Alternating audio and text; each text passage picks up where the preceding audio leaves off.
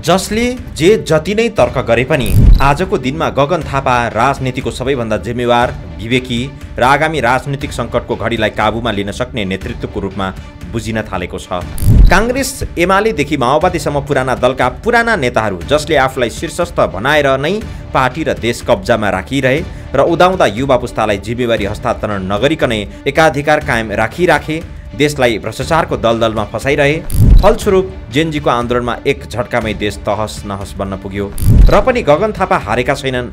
अरू नेताहरू होसमा नआइपुग्दै गगन थापाले जागरणको बीजारोपण गरिरहेका छन्। नैराश्यता र घनघोर अन्धकार भविष्यलाई बाटो देखाउँदै निकासको जिम्मेवारी लिनुपर्ने आश्वासन दिइरहेकै छन्। गगन थापाको जस्तै दर्जनौं नेताहरूको घर जलेर खरानी बन्यो।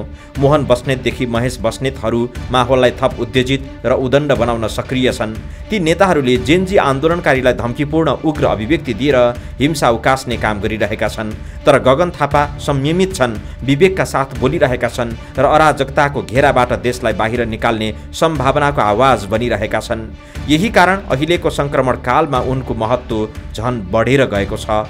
अत्तालिनु वा निराशाको मुद्दा देखाउने सट्टा उनी कार्यकर्ताको बीचमा गएर ढाडस दिने, हामी सुध्रिनुपर्छ भन्ने आत्मालोचना सहित स्वीकारोक्ति गर्ने र देश हामी सबै मिलेर बनाउनुपर्छ भन्ने सहजीकरण गर्ने बाटोमा अघि बढेका छन्। यो व्यवहारले गगन थापालाई अन्य नेताभन्दा पृथक बनाइदिएको छ।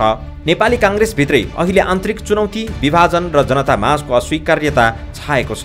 त्यस्तो अवस्थामा काङ्ग्रेसका महामन्त्री थापा आफै पदबाट राजीनामा दिन तयार भएको कुरा सार्वजनिक गरेर जिम्मेवारीको अझ गहिरो बोध देखाइरहेका छन्।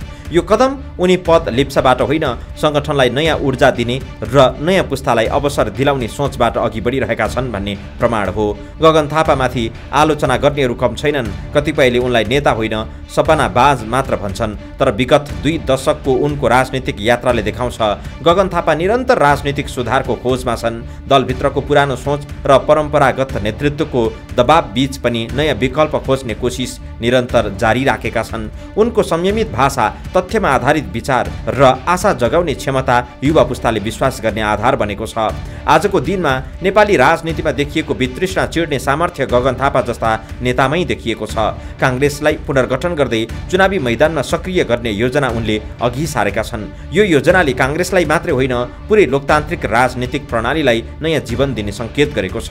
गगन थापा आफैलाई अझै धेरै अग्नि परीक्षामा उत्रिनु पर्नेछ।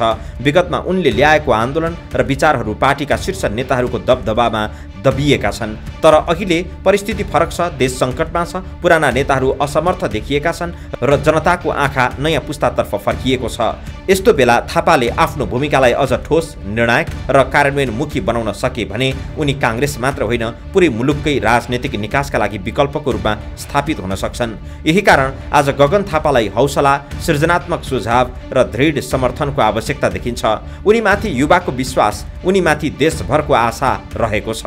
नेतृत्वको गोरेटो अब उनीतर्फ सोझिएको छ र इतिहासले उनलाई निर्णायक परीक्षा दिन बोलाइरहेको छ। अन्ततः यो बेला गगन थापा कुनै पद, जिम्मेवारी वा अवसरको खेलमा मात्रै सीमित छैनन्। उनी नेपाली राजनीतिलाई पुनः आशाको बाटोमा फर्काउने आधुनिक नेतृत्वका सम्भावना बनेका छन्। त्यसैले आजको नेपालमा गगन थापाको महत्त्व केवल काङ्ग्रेसको नेता भनेर होइन, सङ्कटमा परिरहेको मुलुकलाई सम्हाल्न सक्ने सम्भावित उद्धारकर्ता भनेर मापन गर्न थालिएको छ।